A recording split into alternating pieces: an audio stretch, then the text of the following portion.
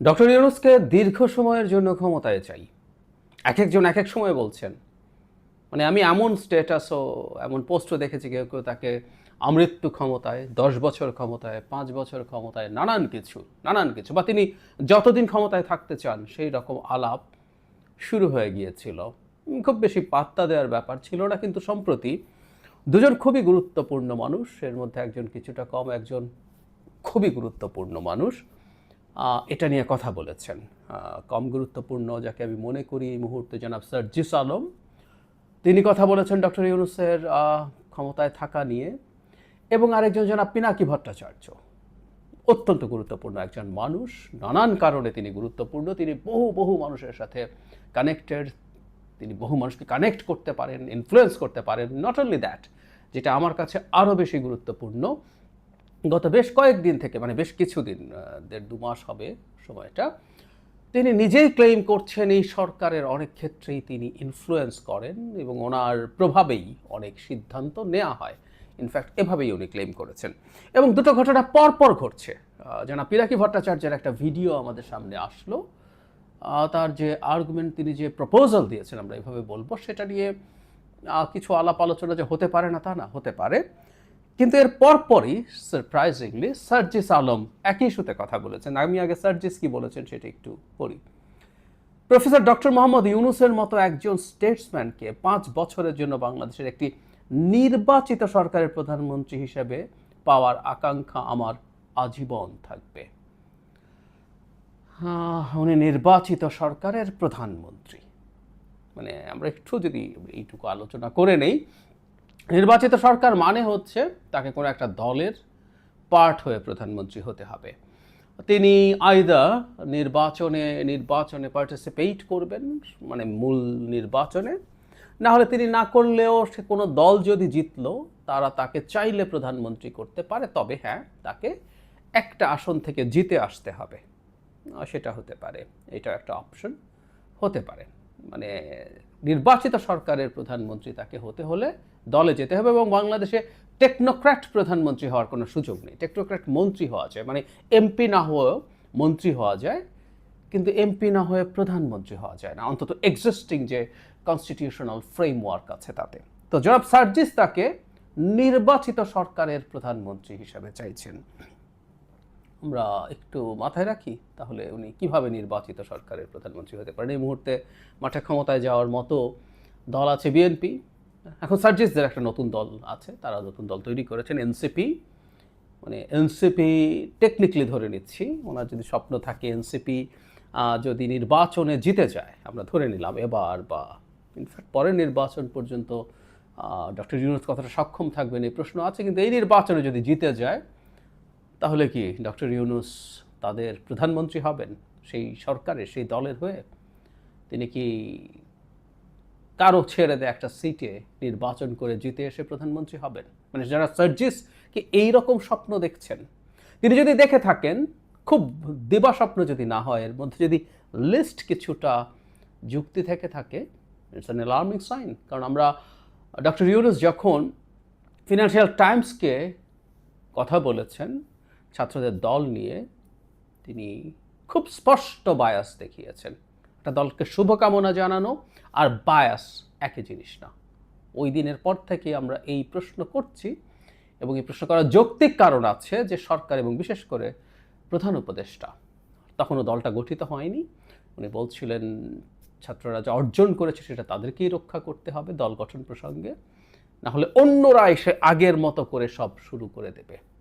মানে উনি একদম স্পষ্টত এক্সিস্টিং রাজনৈতিক দলগুলোকে কঠোরভাবে সমালোচনা করেছেন, যেভাবে এনসিপির যারা নেতা আছেন তারা আগে যেভাবে করতেন দল গঠনের আগে বা এখন, বা অন্য কেউ করছেন, ঠিক একই ঢঙে একই টোনে উনি করেছেন।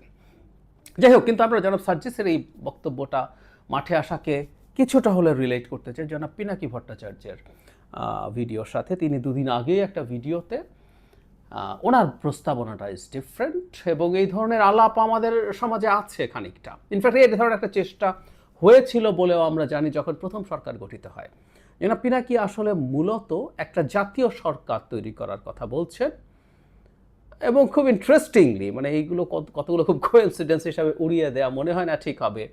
তিনি যা বলেছেন ঠিক একই রকম একটা কথা কয়েক মাস আগে, মানে শেখ হাসিনা পালানোর মাস দুয়েকের মধ্যেই আমরা শুনেছি একজন উপদেষ্টার মুখে। আমরা আগে সেটা একটু স্মরণ করে আসি। তখন জনাব আসিফ নজরুল বলেছিলেন যে নির্বাচন ওনার কাছে মনে হয়েছে বছর দেড়েকের মধ্যে হবে। তো তখন প্রধান উপদেষ্টা ধর্ম উপদেষ্টা বলেছেন যেটা জনাব আসিফ নজরুল এবং ওয়াকুরুজ্জামান যা বলেছেন এগুলো তাদের ব্যক্তিগত মন্তব্য। তারপর তিনি খুব অবিশ্বাস্যভাবে বলছিলেন একটি সরকার পতন হয়েছে, আমি ওনার কোট পড়ছি, সেই সরকারের অবশিষ্ট সময় পূরণের জন্যই অন্তর্বর্তীকালীন সরকার বসানো হয়েছে। তার চেয়ে বড় কথা রাষ্ট্র সংস্কার প্রসঙ্গ সংস্কার না করে নির্বাচন দিলে রাষ্ট্র নড়বড়েই থেকে যাবে, তাই সরকার সংস্কারে গভীরভাবে কাজ করছে।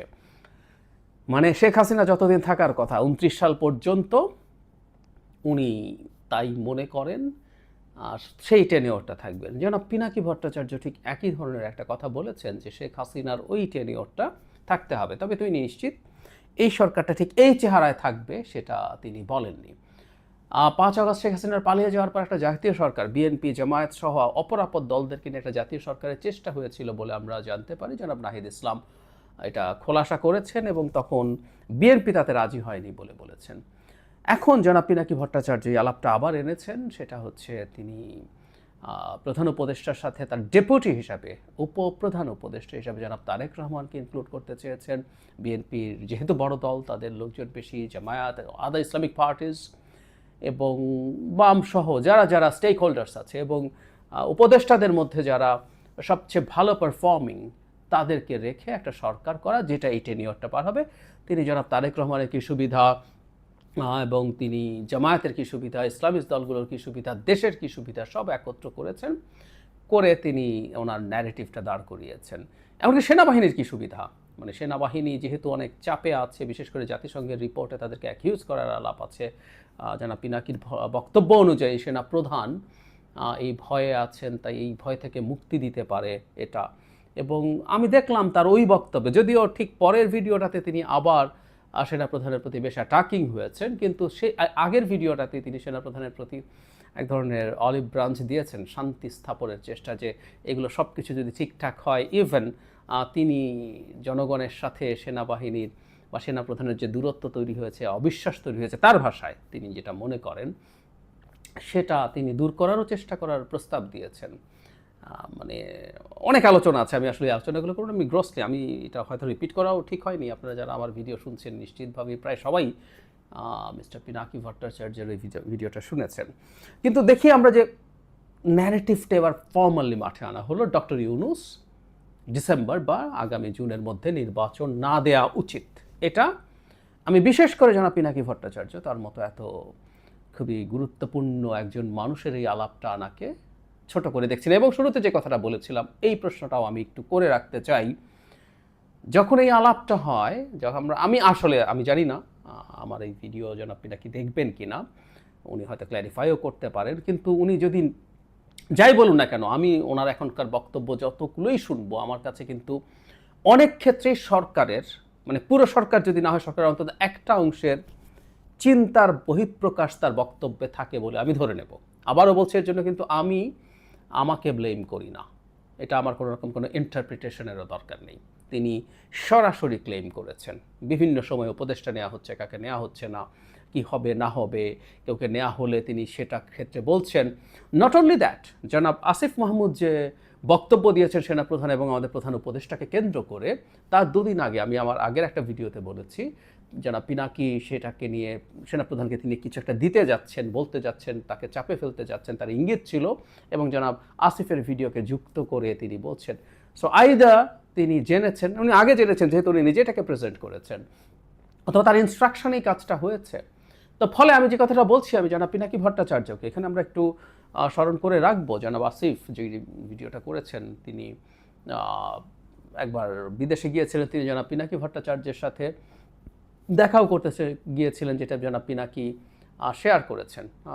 হতেই পারে, মানে আমাদের এই যে ওভারঅল শেখ হাসিনা বিরোধী যে মুভমেন্ট, সেখানে তিনি জনাব পিনাকির কথা বলছি, অত্যন্ত অত্যন্ত গুরুত্বপূর্ণ ভূমিকা পালন করেছেন দীর্ঘদিন ধরে, আনডাউটেডলি। কিন্তু যে কথাটা বলছিলাম, সো তাদের সাথে সেই যোগাযোগের জায়গাটা আছে, হয়তো অন্য কারোর সাথেও আছে, কিন্তু এটাও তিনি নিজে সরাসরি ক্লেম করছেন। ফলে এই যে আলাপটা মাঠে ছাড়া হলো, এটাই হলো আসলে মূল প্রশ্ন। এটা কি সরকার ছাড়তে চেয়েছে, বা সরকারের একটা অংশ কি চায় এই আলাপটা মাঠে আসুক? ইভেন ডক্টর ইউনূস, তার অবস্থানটা কি? তিনি নির্বাচনের কথা মুখে বলছেন। আসলে রাজনীতি খুব টাফ জায়গা, কোনো সন্দেহ নেই। কিন্তু ফলে এই কারণেই বলছি, সেই কারণেই যিনি মুখে যা বলছেন সেটাই মূল বিষয় হয়ে যাবে, নট নেসেসারিলি। সো এই আলাপটা সামনে আসলো। প্রধান যুক্তি হিসাবে যেটা দেখানো হচ্ছে, ডক্টর ইউনূস অসাধারণ সফল হয়েছেন, অসাধারণ সফলভাবে দেশ চালাচ্ছেন, সব কিছু খুব সুন্দর। আমি মনে করি না, আসলে একেবারেই মনে করি না। আমি বহুবার একটা কথা বলেছি, সেটা হলো ডক্টর ইউনূস, আমাকে আজকে এই ইভেন অ্যাপারেন্ট প্রচুর ব্যর্থতার মধ্যেও আমাকে আজকে যদি জিজ্ঞেস করা যায়, এই মার্চ মাসের শেষে এসে দেশের এই অবস্থা দেখে আবার যদি আমরা 5 তারিখ থেকে এই জার্নি শুরু করি এবং যদি বলি মার্চে এই অবস্থা হবে, তারপরও আমি ডক্টর ইউনূসকে চাইবো কিনা, আমি বহুবার বলেছি আমি ডক্টর ইউনূসকে চাইবো। কারণ একটা জায়গায় তিনি আমাদের, মানে এটা ভয়ঙ্কর প্রয়োজনীয় ব্যাপার ছিল, সেটা হচ্ছে তিনি আমাদের তীব্র বিদেশি এবং স্পেসিফিকলি যদি বলি ভারতের কোয়ারশন থেকে, ভারতের তীব্র ক্ষতিকর আচরণ থেকে উনি আমাদের অনেকটা বাঁচিয়ে দিয়েছেন। সো আমাদের এই আপরাইজিংয়ের ফলে গঠিত সরকার সাস্টেইনই করতে পারতো কিনা সন্দেহ করার মতো যথেষ্ট কারণ আছে, যদি প্রফেসর ইউনূস আমাদের মাথার উপরে না থাকতেন ছাতার মতো হয়ে। কিন্তু এখানে একটা কিন্তু আছে। আমি খুব সিরিয়াসলি মনে করি তার সরকার, তার ক্যাবিনেট যতটুকু পারফর্ম করার কথা ছিল, মানে লিস্ট আমাকে ওটুকু বোঝাতে হবে না, ফর গডস সেক। শেখ হাসিনা বাংলাদেশকে কী করে গেছে, শেখ হাসিনা বাংলাদেশকে কী করে গেছে, তার জন্য শত শত কলাম লিখেছি, শত শত ভিডিওতে কথা বলেছি, টকশো করেছি। সো আমি জানি ওটা জানার মধ্যেও ওই প্রেক্ষাপটেও আরও অনেক ভালো পারফর্ম করতে পারতো যদি টিমটা ভালো হতো এবং সেটার নেতৃত্ব যদি তার দিক থেকে ভালো হতো। ইভেন মিস্টার পিনাকি ভট্টাচার্য খুব দীর্ঘদিন এবং খুব অল্প সময়ের মধ্যে he started criticising the government. আমাদের মনে আছে 7 দিন 10 দিন 2-3 সপ্তাহের মধ্যেই তিনি যথেষ্ট সমালোচনা উপদেষ্টাদেরকে নানান ক্ষেত্রে করেছেন। তো সরকার ভালো পারফর্ম করছিল না, এখন বরং পারফরমেন্স ডেটারিয়েট করেছে বলে আমি ব্যক্তিগতভাবে মনে করি। কিছু অর্জন আছে, প্রত্যেকটা সরকারই যেমন থাকে, এই সরকারের বেশ কিছু অর্জনও আছে, এটাও ভুল কথা না, আমরা ওই পুঙ্খানুপুঙ্খ আলোচনাতে যাচ্ছি না। কিন্তু ডক্টর ইউনূসকে এইভাবে সামনে প্রেজেন্ট করা হচ্ছে যে তিনি অত্যন্ত এফিশিয়েন্ট একজন সরকার প্রধান, যার মতো কাউকে আমরা আর কখনোই পাবো না হয়তো। এবং বিএনপি ব্যর্থ হবে, মানে আমাদের এই জায়গাটা একটু মাথায় রাখতে হবে, বিএনপির মতো একটা দলকে বলে দেওয়া হচ্ছে যে তুমি পারবে না এবং তুমি পারবে না বলে এটা করতে হবে। মানে আমরা কখনো এরকম একটা আলোচনা, এই প্রসঙ্গে একটু যোগ করে রাখি, বিএনপিকে সংস্কারের জন্য চাপ দেওয়া হচ্ছে এটা বলে যে সংস্কার এখন করতে হবে কারণ তুমি কিন্তু সংস্কার করবা না। মানে এরকম একটা আইডিয়া মাথায় রেখে কারোর সাথে নেগোসিয়েশন সম্ভব কিনা আমি জানি না। যারা বিএনপিকে সাথে রেখে বিএনপিকে কনভিন্স করিয়ে তারা সংস্কার করতে চায়, শুরুতেই বলছে তুমি কিন্তু সংস্কার করবা না। তো তাই যদি হয়ে থাকে, বিএনপি সংস্কারের যেসব, বিশেষ করে লিগাল যেসব চেঞ্জ হবে, কনস্টিটিউশনাল চেঞ্জ তো এখন হতেই পারে না, লিগালগুলো সব এসে সম্পূর্ণ বাতিল করে দেওয়া তো মুহূর্তের ব্যাপার। একটা আইন পরিবর্তন করে ফেলা, সংখ্যাগরিষ্ঠতা থাকলে কি সমস্যা? ঠিক একইভাবে এখানেও তুমি পারবা না বিএনপি, সুতরাং তুমি এটা মেনে নাও। আমরা একটা কথা মনে রাখা দরকার, এটা সঠিক, সেটা হচ্ছে সামনের সরকারটার নানা রকম চাপ থাকবে, এটা সত্য। আমাদের দীর্ঘদিন একটা স্বৈরাচারী ব্যবস্থার পর আমাদের বিউরোক্রেসি, আমাদের পুলিশ, আমাদের ব্যবসা, আমাদের ব্যাংক, আমাদের অর্থনীতি, আমাদের এলডিসি গ্র্যাজুয়েশন নিয়ে চ্যালেঞ্জ, অনেক কিছু আছে, এটা ভুল না, এটা সঠিক কথা। সো এই সময়ে বিএনপি কী করতে পারে? আমি ধারণা করি বিএনপি তার জায়গা থেকে এটা হয়তো আঁচ করেই তারা একটা জাতীয় সরকারের কথা বলছে। ওখানে কারা কারা থাকবে আমরা নিশ্চিত নই, কিন্তু জাতীয় সরকারের আলাপ তারা অলরেডি এনেছে। তারাও মনে করে তারা এই সময়টায় একাভাবে থাকবে না, সেটা হতে পারে। আর এখন আদতে এই লম্বা সময় থাকলে কি হবে না হবে, এবং আসলে ওটার মাধ্যমে আদতে ডক্টর ইউনূসকে লম্বা সময়ের জন্য ক্ষমতায় রাখার আলাপ শুরু হচ্ছে। অনেকগুলো পজিটিভস নেগেটিভস আছে, কিন্তু যে দলটাকে বলা হচ্ছে যে তারা পেরে উঠবে না, তারা পারবে না, কেউ পারবে না, এটা বলা বা বলে এটার মাধ্যমে আদৌ কি অর্জন করা যাবে আমি নিশ্চিত নই। কিন্তু আসলে এই যাবতীয় আলাপের কেন্দ্র আসলে আমি মনে করি একটা জায়গায়, সেটা হচ্ছে এই বছরের শেষে বা আগামী বছরের মাঝামাঝির মধ্যে নির্বাচন হবে না। ডক্টর ইউনূস ক্ষমতায় থাকবেন বা দায়িত্বে থাকবেন। ডক্টর ইউনূসের যে ভূমিকার কথা বলা হচ্ছে, অনেক ক্ষেত্রে এটা সত্য, অনেক ক্ষেত্রে এটা সঠিক, কোনো সন্দেহ নেই। কিন্তু তাকে অন্য কোনোভাবে ভবিষ্যতের সরকারেও ইনভলভ রাখা যায় কিনা সে আলাপ বরং হতে পারে নির্বাচিত সরকারে, তার নেতৃত্বেই এটা থাকতে হবে। এবং মানে এই যে ডিপেন্ডেন্সের কথা, মানে আমি এভাবে যদি বলি, ডক্টর ইউনূস যে গ্রামীণ ব্যাংকের দায়িত্বে ছিলেন, উনি ওনার বয়স পেরিয়ে যাওয়ার পরও এটা তো হয়েছিল, এটা তো আসলে হবার কথা না। প্রত্যেকটা মানুষের বিকল্প তার প্রতিষ্ঠানে, আমি শতভাগ হয় না, কোনো সন্দেহই নেই, পৃথিবীতে কেউ আরেকজনের শতভাগ বিকল্প হতে পারে না।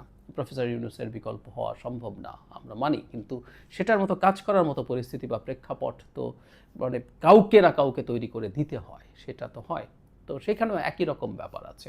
আমরা মনে করি যে এখন থেকে ৩ বছর, ৪ বছর, ৫ বছর আরও তিনি থাকলেন, তারপর তো কোনো একদিন আমাদেরকে ওনাকে ছাড়াই চলতে হবে।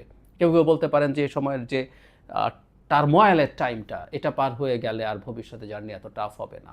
আমরা যদি রাদার এভাবে বলি যে উনি থাকাটাও আবার বহু ক্ষেত্রে টার্মোয়েলের পরিস্থিতি তৈরি করে রাখতে পারে। কারণ হচ্ছে যে প্রেক্ষাপটে, যে পরিস্থিতিতে আমাদের পলিটিক্যাল কালচারগুলো বিরাজ করে, সেখানে এরকম একটা লম্বা সময়ের সরকার সমস্যাও তৈরি করতে পারে। সব কিছু মিলে আমাদের একটু বিবেচনা করা দরকার। ইভেন এই প্রস্তাবটা বিদ্যমান যে প্রেক্ষাপট আছে, পরিস্থিতি আছে, এটা একটা এক্সট্রাঅর্ডিনারি সিচুয়েশন, এটাও সত্য কথা। এক্সট্রাঅর্ডিনারি সিচুয়েশনে অনেক এক্সট্রাঅর্ডিনারি সলিউশনের কথা আসতে পারে। কিন্তু আমি একটা জিনিস খুব ক্লিয়ারলি দেখছি আসলে, বিশেষ করে জনাব সার্জিস বলছেন, জনাব পিনাকি বলার পরপরই ডক্টর ইউনূসকে ক্ষমতায় রেখে দেওয়ার নানামুখী চেষ্টা হবে। মানে আমি যেটা প্রেডিক্ট করছি সেটা একটু বলে রাখা ভালো, হয়তোবা এই ধরনের একটা জাতীয় সরকারের আলাপ আবার আসবে, এবং বিএনপি যদি তাতে না আসে, বিএনপিকে বাদ দিয়ে এরকম একটা জাতীয় সরকার তৈরি করে ফেলার চেষ্টা হতে পারে, এবং তখন বিএনপিকে ব্লেম করা যাবে। অলরেডি একবার এই কথা কিন্তু মাঠে দিয়ে দেওয়া হয়েছে যে আগের বার বিএনপি জাতীয় সরকারে আসেনি, এবার একই রকম একটা আলাপ আবার মাঠে ছাড়া হতে পারে।